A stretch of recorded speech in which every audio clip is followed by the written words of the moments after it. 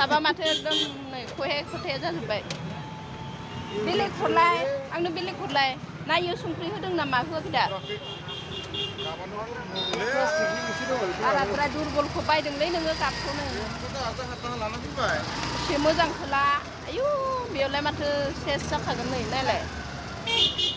माबायदि कापा 20 टाकानि काप नै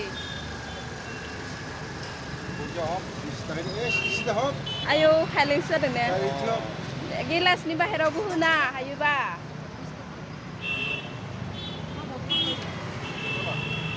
हा जा गोथावखा गोदै गोथावखा लोगोफोर